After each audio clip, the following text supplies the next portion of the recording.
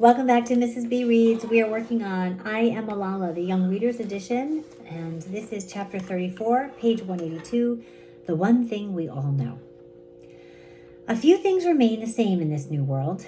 One, I still fight with Kushal, or rather he fights with me and I oblige him. We fight over who gets the front seat on the way to school. We fight over what station to listen to on the radio. He tells me I have a big nose. I tell him he is fat. He tries to give me a punch when we pull up in front of his school, and I lock the door as he tries to get out. I may be an advocate for free speech and human rights in public, but with my brother, I admit I can be a dictator. 2. Moniba and I have gone back to our silly old feuding. We Skype as often as we can, but we seem to start each chat the same way. Oh, Malala, she says, you've forgotten all about me. And I say, Moniba, you're the one who's forgotten about me. After we've gotten that out of the way, we get down to having a good gossip. Sometimes talking with Moniba and my friends at home makes me more homesick. I can almost smell the wood smoke drifting up from the valley, or hear the horns honking on the Haji Baba Road. I've seen many other places, but my valley remains to me the most beautiful place in the world.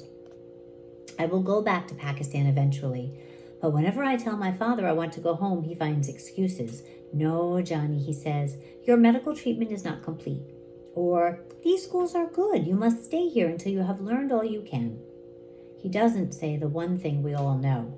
It will be a long time before we can go home. Going home is the one thing we don't talk about, especially now that Fazlullah has risen from the head of the Taliban in Swat to the head of the Taliban in all of Pakistan. I know this new life is sometimes hard for my brothers. They must feel as if a giant wind suddenly picked them up in Pakistan, blew them across the globe, and set them down here in this foreign place. As for Atal, he doesn't understand all the media fuss around me. I don't understand why Malala is famous, he said to my father. What has this girl done? To the world, I may be Malala, the girl who fought for human rights. To my brothers, I'm the same old Malala they've been living with and fighting with all these years. I'm just the big sister. My mother, though, sometimes treats me as if I'm the baby, not the oldest. She can be very protective, and sometimes out of nowhere, she will come over and hug me and cry. I know she is thinking about how she almost lost me. Often I catch sight of her wandering in the garden out back, her head covered by her shawl.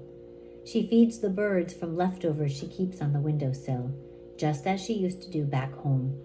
I'm sure she is thinking of all the hungry children who used to eat breakfast at our house before school in the morning and wondering if anyone is feeding them now. Sometimes my father cries too.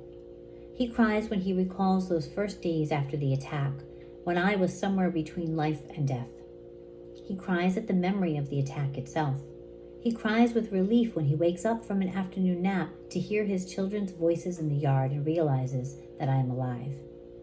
I don't get angry very often, but I do get angry when people say he is responsible for what happened to me, as if he forced me to speak out, as if I didn't have a mind of my own. If only they could see him now. Everything he worked for over almost 20 years, has been left behind. The school he started from nothing, the school that now has 3 buildings and 1,100 students. He used to love nothing more than to stand at the gate and greet the children in the morning. The Kushal school carries on, and each day students pass through that gate, but he is not there to see it. Instead, he goes to conferences on girls' education, and he speaks out for peace as he used to do in Swat. I know it's odd for him now that people want to hear from him because of me and not the other way around.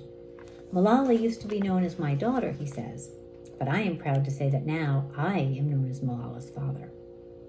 It's not safe for us to go to Pakistan, that is true. But one day, when we were homesick, we realized we could bring Pakistan to us. Friends and family come to visit, and Shazia and Kainat, who both go to college in England, stay with us during holidays. My mother is much happier when she has a house full of guests and extra chairs around the dinner table. As her happiness grows, so does her willingness to try new things. She has begun to learn English again. She has also begun appearing in public without her shawl covering her face, and has even allowed herself to be photographed. My father, meanwhile, has taken on a new responsibility at home. Recently, I teased him that while he and I are busy speaking about women's rights, my mother is still doing the cooking and the cleaning. Now he cooks every morning. It's the same thing every time, fried eggs. His cooking is full of love, but not so full of flavor. He has done some brave things in the past, starting a school without a coin in his pocket, standing up for women's rights and girls' education, and standing up to the Taliban. But now my brave, proud Pashtun father has taken on the pots and the pans. Don't forget to like and subscribe. Thanks.